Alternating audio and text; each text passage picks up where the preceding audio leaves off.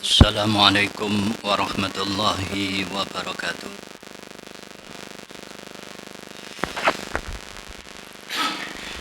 Alhamdulillah, alhamdulillahilladzi hamdan thayyiban mubarakan fi kama yuhibbu rabbuna wa yardah. Alhamdulillah, alhamdulillahilladzi bi ni'mati tatimmus shalihat. Asyhadu an la ilaha illallah wahdahu la syarikalah wa asyhadu anna Muhammadan abduhu wa rasuluh. Allahumma salli ala nabiyyina Muhammadin wa ala alihi wa ashabihi wa man tabi'ahum bi ihsanin ila yaumiddin. Para jamaah yang dirahmati oleh Allah Subhanahu wa taala, alhamdulillah pada kesempatan malam hari ini kita dipertemukan kembali oleh Allah Subhanahu wa taala dalam rangka kajian rutin setiap sepekan. Mudah-mudahan kehadiran kita senantiasa mendapat ridha dari Allah Subhanahu wa taala. Allahumma amin. Dan mudah-mudahan kita sama-sama mendapat ilmu yang bermanfaat. Amin ya rabbal alamin. Salawat serta salam mudah-mudahan terlimpahkan kepada junjungan kita Nabi Muhammad sallallahu alaihi wasallam.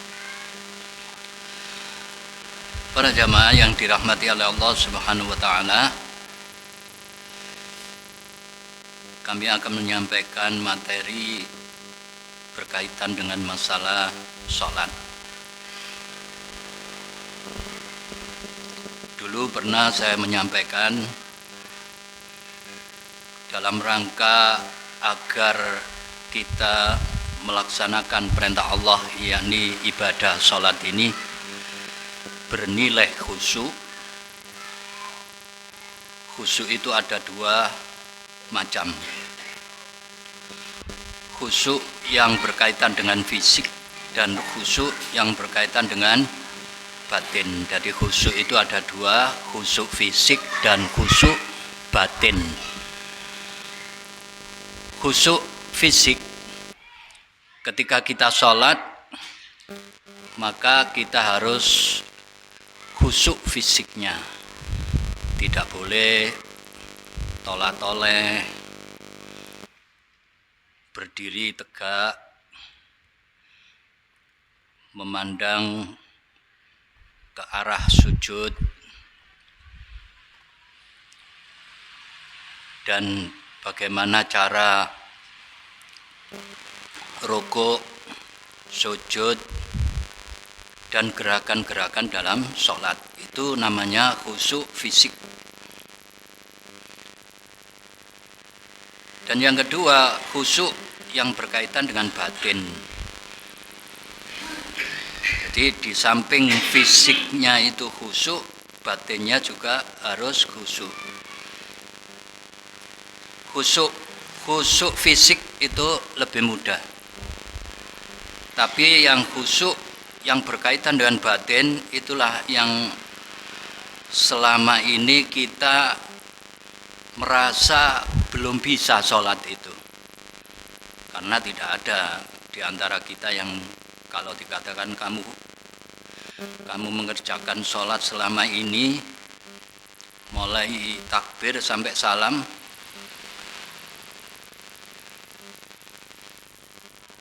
betulkah konsentrasi hanya menghadap Allah Subhanahu wa taala?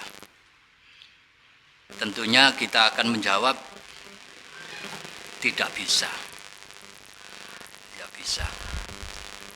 Jadi khusyuk yang berkaitan dengan masalah batin, berkaitan dengan hati, itu yang perlu kita terus-menerus belajar dan kita upayakan. Bagaimana cara untuk mengatasi agar batin kita di saat sholat itu betul-betul fokus menghadap Allah Subhanahu wa taala. Oleh karenanya untuk mengatasi agar kita sholat ini bisa khusyuk, antara lain yaitu merenungkan makna gerakan dalam sholat. Merenungkan makna gerakan dalam sholat. Yang pertama, merenungkan bagaimana cara melakukan gerakan. Cara melakukan gerakan yang sesuai dengan sunnah. Modal utama untuk mengetahui cara gerakan dalam sholat, tentunya kita harus belajar bagaimana sunnah-sunnah Nabi Shallallahu Alaihi Wasallam. Bagaimana cara takbiratul ihram, bagaimana cara ruku, bagaimana cara sujud, i'tidal, dan seterusnya. Kemudian ada pertanyaan, mengapa kita harus sesuai dengan sunnah? Karena secara umum manusia itu akan semakin yakin dengan amalannya jika amalan itu sesuai dengan praktek yang dilakukan oleh panutannya, yaitu Rasulullah Shallallahu Alaihi Wasallam. Beliau pernah menegaskan dalam sabdanya, "Shallu kama ra'aitumuni usolli." Kerjakanlah sholat sebagaimana kalian melihatku sholat. Jadi itu sebuah perintah. Jadi kita melakukan sholat itu harus sesuai sunnah, harus sesuai yang dilakukan oleh Rasulullah Shallallahu Alaihi Wasallam. Jadi kata kuncinya adalah jadikan gerakan sholat kita itu berdalil. Jadikan gerakan sholat itu berdalil, artinya sesuai dengan sunnah. Kita sadari bahwasanya kita bisa sholat itu, ya maaf saja kalau ditanya, sopo gurumu sing ngajari awakmu sholat? Tentunya kita tidak bisa menjawab karena kita otodidak. Bisa sholat itu otodidak. Bisa karena kita sering ke musola, sering ke masjid, mengikuti gerakan-gerakan kebanyakan sholat, kebanyakan para jamaah, maka bisa dengan sendirinya. Tapi guru khusus yang mengajari mulai takbir sampai salam, itu hampir di antara kita tidak pernah mengguru. Tidak pernah mengguru langsung. Dulu masa kecil saya itu pernah yang ngaji di desa kami tercinta ini. Ada guru sesepuh yang termasuk babat desa Nganglang. Ya mudah-mudahan amalnya diterima oleh Allah Subhanahu wa taala, yaitu Yai Nawawi. Jadi dulu itu diajari mulai dari ngaji sampai praktek-praktek sholat. Jadi sebelum ngaji itu pemanasan, menghafal doa-doa sholat, terus praktek-praktek sholat. Itu saya pertama kali saya mengguru bab masalah sholat itu. Tetapi sebagaimana yang saya sampaikan tadi, jadikan gerakan sholat kita itu berdalil. tidak ada salahnya ketika kita sudah bertahun-tahun melaksanakan perintah Allah dan itu merupakan suatu kewajiban sebagai seorang hamba, tetapi untuk lebih memantapkan kita dalam mengerjakan sholat tidak asal-asalan, maka bermajelis taklim seperti ini dalam rangka mengkoreksi kembali, meluruskan kembali bagaimana sholat kita yang selama ini kita kerjakan. Saudaraku yang dirahmati oleh Allah Subhanahu wa taala. Yang kedua, merenungkan makna dari setiap gerakan yang dilakukan. Allah menurunkan syariat sholat dipenuhi dengan hikmah. Jadi masing-masing gerakan itu ternyata ada hikmah di balik itu. Mungkin kita tidak menyadari. Sehingga setiap gerakan yang dilakukan hamba hakikatnya mengandung banyak makna dan hikmah. Meskipun banyak orang yang tidak menyadarinya. Hikmah yang pertama yaitu makna berdiri. Makna berdiri ketika sholat, dan itu merupakan salah satu rukun sholat. Untuk sholat wajib, posisi berdiri merupakan rukun sholat. Allah perintahkan orang yang sholat untuk berdiri. Sebagaimana Allah berfirman, Hafizu ala salawati was salatil wusta wa qumu lillahi qanitin. Jagalah sholat 5 waktu, dan terutama sholat asar. Waqumu lillahi qanitin, dan berdirilah menghadap Allah dalam kondisi tunduk. Dalam kondisi tunduk. Sementara dalil dari hadis disebutkan dalam hadis dari Imran bin Husain radhiyallahu an, Nabi sallallahu alaihi wasallam bersabda, "Shallu qa'iman." Sholli qa'iman. Fa illam tastati fa qa'idan. Fa illam tastati fa ala jambin. Kerjakan sambil berdiri. Kerjakan sholat sambil berdiri. Jika tidak mampu, kerjakan sambil duduk. Jika tidak mampu, kerjakan sambil berbaring miring. Kepala di utara, kaki di selatan, menghadap kiblat. Ketika orang itu berdiri, maka dia menghadap kepada Allah dengan jiwa dan raganya. Maka sadarilah di saat kita sholat dengan berdiri itu bahwasanya kita sedang menghadap Allah seluruh jiwa dan raga. Jadi perasaan itu harus kita tanamkan bahwasanya kita menghadap Allah.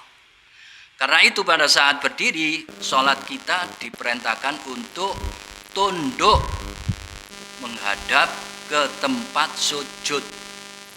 Tunduk menghadap ke tempat sujud. Ketika Nabi Shallallahu Alaihi Wasallam mengerjakan sholat, beliau menundukkan kepalanya dan mengarahkan pandangannya ke tanah. Hadis riwayat Al-Baihaqi dan disahihkan oleh Albani. Beliau Shallallahu Alaihi Wasallam juga melarang orang yang sholat sambil melihat ke atas, melihat ke samping, samping kanan, samping kiri, tolak-toleh. Jadi sholat itu harus fokus pandangannya menghadap ke tempat sujud. Itu yang dilakukan oleh Rasulullah SAW. Mari kita renungkan. Renungkan bahwa ketika Anda berdiri pada saat sholat, Anda sedang melaksanakan perintah surat Al-Baqarah ayat 238. Wa qumu lillahi qanitin. Berdirilah menghadap Allah. Jadi kita menghadap Allah. Jadi perasaan itu harus tertanam dalam hati kita. Bukan hanya sekedar berdiri, tapi diikuti dengan perasaan menghadap Allah. Kemudian yang kedua, renungkan bahwa saat ini kita sedang menghadap Allah di dunia. Dan nanti kita akan menghadap Allah di akhirat. Menghadap Allah untuk menerima hisab. Ada yang dimudahkan dan ada yang mengalami kesulitan. Jadi kita di dunia ini menghadap Allah Subhanahu wa taala, yaitu salat. Nantinya kita akan juga menghadap di hadapan Allah Subhanahu wa taala. Yang tidak habis pikir bagaimana nasib orang yang selama di dunia tidak pernah menghadap Allah. Tentunya di akhirat dia akan berpaling dari hadapan Allah Subhanahu wa taala. Na'udzubillah min dzalik. Kemudian berharaplah kepada Allah sebagaimana Allah memudahkan kita untuk berdiri menghadapnya. Jadi kita senantiasa berharap agar dimudahkan kita menghadap Allah. Artinya kita dimudahkan untuk mengerjakan amalan sholat. Alhamdulillah, rasanya itu ringan sekali ketika dikumandangkan azan. Serentak hati kita itu untuk bersegera untuk menghadap Allah. Itu yang selama ini kita rasakan dan kita lakukan. Begitu mudah. Jadi itu semua itu adalah pertolongan Allah Subhanahu wa taala dan kita diberi kemudahan untuk menghadap Allah Subhanahu wa taala. Dan tentunya ketika kita mengharap dimudahkan menghadap Allah, juga kita mengharap dimudahkan menghadap Allah nanti di akhirat. Itu renungan yang harus ada pada hati kita. Itulah yang salah satu bisa menopang tingkat kekhusyuan. Itu yang dapat membantu kita sholat kita bisa khusyuk. Karena perasaan kita itu ketika berdiri kita sedang menghadap Allah. Juga berharap mudah-mudahan Allah memudahkan kita menghadap kepada Allah nanti di akhirat. Kemudian harus kita renungkan. Sebaliknya orang yang tidak mau berdiri menghadap Allah ketika di dunia dengan melaksanakan sholat, dia akan mendapatkan kesulitan ketika menghadap Allah di akhirat. Allah berfirman, walau tara idzal zalimuna mauqufuna 'inda rabbihim yarji'u ba'duhum ila ba'din al-qaul. Andaikan kamu melihat ketika orang zalim menghadap kepada pencipta mereka, maka sesama orang zalim itu akan saling menyalahkan antara satu dengan yang lainnya. Ibnu Rajab menggambarkan ketakutannya pada ketakutan para ulama di masa silam ketika mereka berdiri menghadap Allah, yakni mengerjakan sholat. Ibnu Rajab mengatakan wa kanal ulama'u idza qama ahaduhum fis sholati habar rahman azza wa jalla ay yashudda nadhruhu aw yaltafit aw yanqalib al hasa aw ya'buthu bi syai'in aw yahduthu yakni nafsuhu bi syai'in minad dunya illa nasian madama fi sholatihi. Dulu di antara ulama ketika mereka berdiri melakukan sholat, mereka merasa takut kepada Ar-Rahman ketika pandangannya melenceng, menoleh, bermain kerikil atau bermain-main apapun atau mengobrol dengan batinnya dalam masalah dunia, kecuali jika dia lupa selagi masih sholat. Jadi itu yang dikatakan Ibnu Rajab, para ulama itu ketakutan ketika berdiri menghadap Allah, ketika berdiri sholat itu.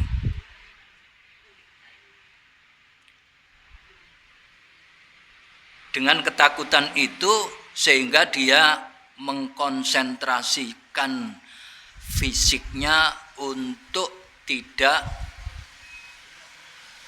bermain-main, untuk tidak menoleh.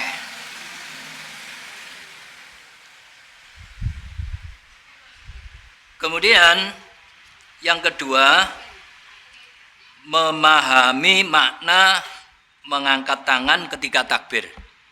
Jadi yang pertama tadi memahami makna dan hikmah ketika berdiri. Sekarang apa makna mengangkat tangan ketika takbir? Mengangkat tangan dilakukan oleh Nabi Shallallahu Alaihi Wasallam ketika takbiratul ihram, ketika rukuk, ketika iktidal, dan ketika bangkit dari duduk tasyahud awal. Itu mengangkat tangan. Nabi Shallallahu Alaihi Wasallam mengangkat kedua tangannya terkadang setinggi pundak dan terkadang setinggi telinga. Dari Ibnu Umar radhiyallahu an, beliau menceritakan anna Rasulullah sallallahu alaihi wasallam kana yarfa'u yadayhi hadwa mankibaihi idza iftatahas shalah. Bahwa Rasulullah sallallahu alaihi wasallam mengangkat kedua tangannya setinggi pundak ketika memulai sholat. Jadi setinggi pundak, jadi sejaran dan dengan telinga ini setinggi pundak. Dari Malik bin Al-Huwairis radhiyallahu an, beliau menceritakan, ra'aitu Rasulullah sallallahu alaihi wasallam yarfa'u yadayhi idza kabbara wa idza raka'a wa idza rafa'a ra'sahu minar ruku'i hatta balaghata furu'a udhunaihi. Kata Malik bin Huwairis, saya melihat Rasulullah sallallahu alaihi wasallam mengangkat kedua tangannya ketika takbiratul ihram, ketika rukuk, ketika iktidal, hingga setinggi daun telinga. Karena itu pada saat kita mengangkat tangan, tanamkan pada diri kita bahwa kita sedang melaksanakan dan melestarikan sunnah Nabi Shallallahu Alaihi Wasallam. Maka sekali lagi ketika mengangkat kedua tangan kita, kita tanamkan perasaan kita bahwasanya kita mengikuti apa yang dilakukan oleh Rasulullah Shallallahu Alaihi Wasallam. Jadi mengangkat tangan sesuai sunnah, sejajar pundak atau setinggi pundak di atas. Ya itu.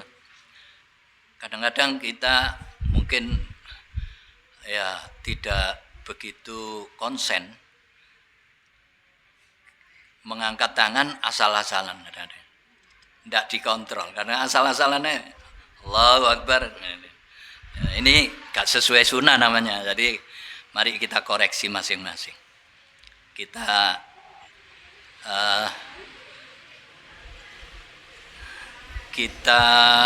rubah kembali gerakan kita dalam mengangkat tangan. Apa hikmah? Hikmahnya mengangkat tangan. Ulama berbeda pendapat dalam menjelaskan hikmah mengangkat kedua tangan ketika sholat. Imam Nawawi rahimahullah dalam Majmu', kitab Majmu', ini Imam Nawawi itu ada dua. Ada Imam Nawawi Al-Bantani yang dari Indonesia, ada Imam Nawawi di sini dijelaskan namanya Abu Zakaria Yahya bin Sharaf An-Nawawi. Dilahirkan di kota Nawa, Suriah. Ahli hadis, ahli fikih, bahasa, dan salah satu ulama besar bermadhab Syafi'iyah. Di rentang usianya yang hanya sekitar 46 tahun, dia sudah meninggal dunia. Beliau menghasilkan puluhan karya tulis yang rata-rata menonjol di tengah umat. Allah jadikan beliau sebagai salah satu guru besar. Jadi ini yang dimaksud Imam Nawawi ini, Imam Nawawi yang saya bacakan datanya itu tadi. Di dalam kitab Majmu' Fatawa menyebutkan beberapa hikmah mengangkat tangan ketika takbir. Anis Syafi'i annahu Salliya bijambi Muhammad ibn al-Hasan farafa'a Syafi'i yadaihi lirruku'i walirraf'i minhu faqala lahu Muhammad lam rafa'at yadaika faqala asy-Syafi'i i'dhaman li jalalillahi ta'ala wa itba'an li sunnati Rasulillah li sunnati rasulihi wa raja'a li thawaballahi. Dari Imam Asy-Syafi'i bahwa beliau pernah sholat di samping Muhammad bin Hasan. Muhammad bin Hasan yaitu Asy-Syaibani merupakan salah satu murid senior Abu Hanifah. Ahli fikih Irak. Beliau guru Imam Syafi'i ketika Imam Syafi'i pindah ke Baghdad. Jadi Imam Muhammad bin Hasan Asy-Syaibani ini gurunya Imam Syafi'i. Ketika sholat, saya ulangi lagi bahwa beliau pernah sholat di samping Muhammad bin Hasan Asy-Syaibani. Ketika sholat, Imam Asy-Syafi'i mengangkat tangan pada saat rukuk dan iktidal hingga Muhammad bin Hasan bertanya kepada beliau, "Mengapa Anda mengangkat tangan?" Jawab Imam Syafi'i bahwa itu bentuk pengagungan kepada Allah Ta'ala. Yang pertama. Dan yang kedua, hikmahnya mengikuti sunnah Rasulullah Shallallahu Alaihi Wasallam serta mengharap pahala Allah. Jadi hikmah mengangkat tangan itu yang pertama yaitu mengagungkan Allah. Mengagungkan Allah hikmahnya. Jadi makanya kalau kita tahu hikmahnya ya jangan asal-asalan kita mengangkat tangan. Sesuai dengan sunnah. Kemudian yang kedua, mengangkat tangan dalam rangka melestarikan sunnah Nabi. Karena Nabi mengangkat tangan, maka kita mengikuti apa yang dilakukan oleh Nabi kita Muhammad sallallahu alaihi wasallam. Kemudian Imam Nawawi melanjutkan, qalat at-Tamimi min ashabina fi kitabihi at-Tahriri fi syarhi sahih Muslim minan nasi man qala rafa'al yadaini ta'budu la ya'qilu ma'nahu wa minhum man qala huwa isyaratun ila tauhid wa qala al-mahlibu bibni Abi Sofratil al-Maliki fi syarhi sahihil al-Bukhari hikmatur raf'i indal ikhrami ayyarahu man la yasma'ul at-takbiri faya'lamu dukhulihi fi sholati fayaqtadi'u bi. At-Tamimi, ulama mazhab Asy-Syafi'iyah, dalam kitabnya At-Tahrir bin Syarah Sahih Muslim mengatakan, ada sebagian orang yang mengatakan mengangkat kedua tangan ketika takbir termasuk ibadah yang tidak bisa dilogika maknanya. Jadi maksudnya mengangkat tangan tidak bisa di logika, di akal-akalan maksudnya. Ada juga yang mengatakan mengangkat tangan itu isyarat tauhid. Isyarat tauhid. Apa isyarat tauhid? Yaitu kita sedang mengagungkan Allah Subhanahu wa taala. Sementara Al-Muhallab ulama Malikiyah dalam syarah Sahih Al-Bukhari mengatakan hikmah mengangkat tangan ketika takbiratul ihram adalah untuk memperlihatkan orang yang sedang mendengar imam. Jadi mengangkat tangan salah satu hikmahnya adalah mengikuti imam, gerakan imam. Karena imam mengangkat tangan maka kita harus sudah mengikuti. Agar dia tahu bahwa imam sudah mulai sholat sehingga bisa diikuti. Kemudian Imam Nawawi menyebutkan pendapat lainnya. Wakila huwa istislam wa inqiyadu wa kanal asiru idza ghalaba madda yadayhi alamatun li istislamuhu. Wakila huwa isyaratun ila tarhi umuri dunya wal iqbalu bikulliyatihi ala salatihi. Ada juga yang mengatakan itu tanda bahwa dia pasrah. Jadi mengangkat tangan itu tanda kita itu pasrah terhadap Allah. Dan tunduk karena tawanan ketika kalah, dia mengangkat kedua tangannya sebagai penanda dia pasrah. Ya, sebagaimana yang kita ketahui orang yang ketika kalah itu biasanya mengangkat tangan. Ada juga yang mengatakan ini isyarah bahwa dia telah melepaskan semua urusan dunia dan siap untuk menghadap dalam sholatnya. Jadi tanamkan juga perasaan bahwasanya kita sedang menghadap Allah, mengangkat tangan dalam rangka mengagungkan Allah, mengangkat tangan dalam rangka melepaskan semua urusan dunia. Jadi kita kalau sudah punya perasaan seperti itu, kita tentunya bisa khusyuk ketika sholat. Itu yang dapat membantu kekhusyuan kita dalam sholat. Kita tidak bisa membayangkan bagaimana orang yang sholat 10 menit, bukan 10 menit kali ya. Paling 4 menit bener ya. Kalau di TV apa itu yang pernah ditayangkan itu dari Blitar itu. Jadi cepat kilat. Bagaimana bisa merenungkan kalau sholat secepat itu?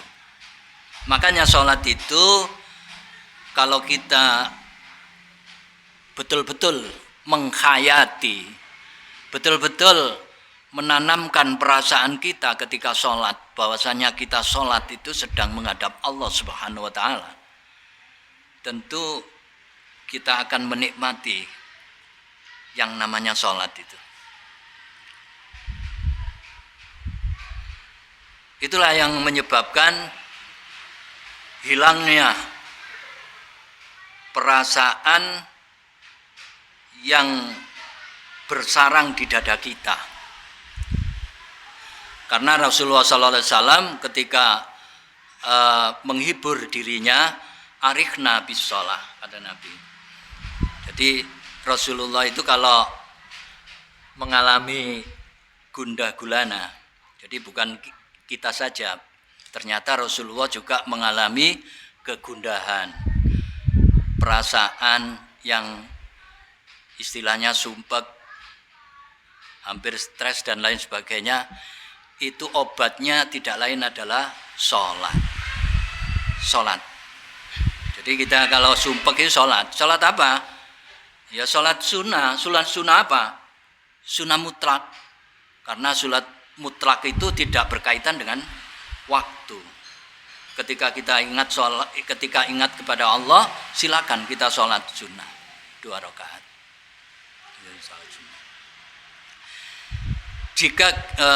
Jika kita hitung, Imam Nawawi menyebutkan 8 hikmah dianjurkannya mengangkat kedua tangan ketika takbir. Jadi banyak sekali hikmahnya ketika mengangkat takbir.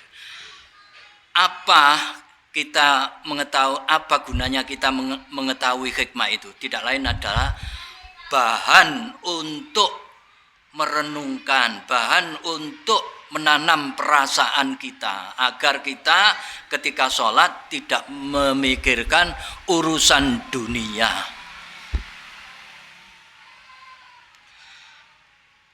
Nomor 3, gerakan yang nomor 3, yaitu merenungkan makna sedekap di dada. Bersedekap merupakan salah satu yang diisyaratkan dalam sholat. Nabi SAW bersabda, amirna ma'asyiral anbiya'i an tu'ajjila iftarana wa tu'akhira suhurana wa tadriba bi aimanina ala syama'ilina fis sholati. Kami para nabi diperintahkan untuk menyerahkan berbuka, menyegerakan berbuka, mengakhirkan sahur, dan bersedekap meletakkan tangan kanan di atas tangan kiri ketika sholat. Itu yang kita lakukan.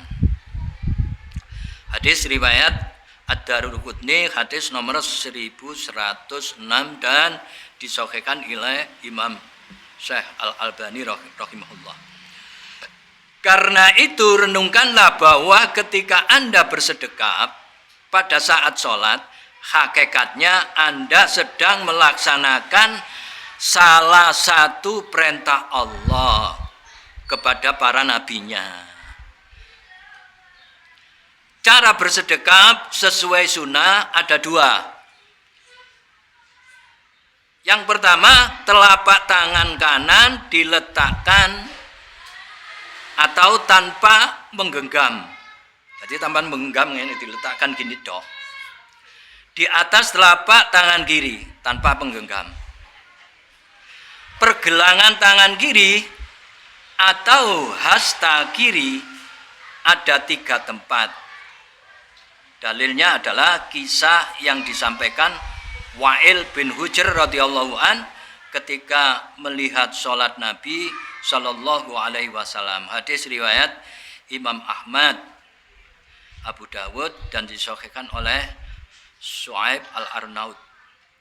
Kemudian yang kedua, telapak tangan kanan menggenggam punggung telapak tangan kiri. Ini yang kita lakukan, sering kita lakukan. Jadi boleh menggenggam dan boleh tidak ya. Hadis riwayat Imam Nasai dan disahihkan oleh Imam Syekh Al-Albani. Anda bisa memilih posisi ketika bersedekap secara bergantian agar tidak hanya satu posisi saja. Kadang menggenggam, kadang tidak. Yang itu bisa membuat sholat kita cenderung bergerak otomatis tanpa dipikirkan sebelumnya. Berbeda ketika Anda telah mengetahui ada beberapa sunnah dalam masalah ini, Anda akan berpikir untuk memilih terlebih dahulu. Dan ini akan menambah porsi khusyuk ketika sholat. Karena Anda memikirkan konten sholat. Jadi sholat itu seperti yang dicontohkan oleh Nabi, tangan kanan di atas tangan kiri tanpa sedekap itu tadi, dan tanpa menggenggam, hanya menempel saja boleh seperti itu. Kemudian yang kedua dengan menggenggam punggung tangan kiri. Bersedekap termasuk bentuk khudu', ketundukan ketika kita menghadap Allah Subhanahu wa taala. Imam Ahmad pernah ditanya, apa maksud kita melakukan sedekap ketika sholat? Jawab Imam Ahmad, huwa zulli baina yadayhi azizin. Itu adalah bentuk ketundukan di hadapan zat yang maha perkasa. Jadi itu kita tanamkan bahwasanya sedekap itu salah satu tunduk kita kepada Allah Subhanahu wa taala, dan yang kedua, sedekap itu adalah perintah Allah. Salah satu perintah Allah terhadap nabinya. Kemudian yang keempat, gerakan sholat yang keempat yaitu menghadap makna rukuk ketika sholat. Menghayati makna rukuk ketika sholat. Rukuk termasuk unsur penting dalam sholat. Karena itu di beberapa ayat dalam Al-Quran Allah menyebut sholat dengan rukuk. Di antaranya firman Allah Subhanahu wa taala, warka'u ma'ar raki'in. Warka'u, lakukanlah rukuk bersama orang-orang yang rukuk. Surat Al-Baqarah ayat 43. Rukuk dimaksud dalam ayat ini adalah melaksanakan sholat. Ini tafsir Jalalain halaman 50. Bahkan kata rukuk dijadikan sebagai standar untuk menyebut satuan kuantitas sholat. Kita mengenal istilah rokaat, yang itu diambil dari kata rukuk. Padahal gerakan sholat ada banyak sekali. Ada berdiri, ada sujud, ada nada duduk, dan seterusnya.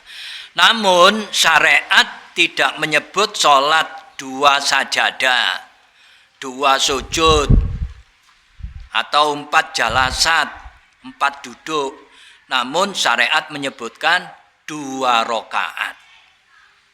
2 rakaat dan seterusnya. Definisi rukuk oleh Imam Al-Asfahani. Ar-ruku' al-khina'u fataratun yasta'milu fil hay'atu al-makhsusatu fis sholati kama hiya wataratan fit tawadhi'i wa tadhallili. Rukuk secara bahasa artinya menunduk. Terkadang digunakan untuk menyebut gerakan rukuk dalam sholat. Terkadang untuk sinonim kata tawadhu dan ketundukan. Orang kafir menolak ketika diperintahkan untuk rukuk. Allah berfirman, wa idza qila lahum arka'u la yarka'un. Wailun yauma idzil lil mukadzibin. Ketika mereka diperintahkan untuk rukuk, mereka tidak mau rukuk. Kecelakaan pada hari itu, yaitu hari kiamat bagi orang-orang yang mendustakan. Surat Al-Mursalat ayat 48. Mereka yang tidak mau rukuk diancam oleh Allah akan celaka kelak di hari kiamat. Karena itu ketika kita melakukan rukuk, sadarilah bahwa kita sedang melaksanakan perintah Allah yang diingkari oleh orang kafir. Sehingga kita berharap bisa selamat dari azab. Tidak sebagaimana orang kafir yang diancam dengan azab. Jadi yang perlu kita renungkan bahwasanya rukuk itu adalah salah satu perintah Allah Subhanahu wa taala, yang mana orang kafir membangkang dengan perintah rukuk tersebut.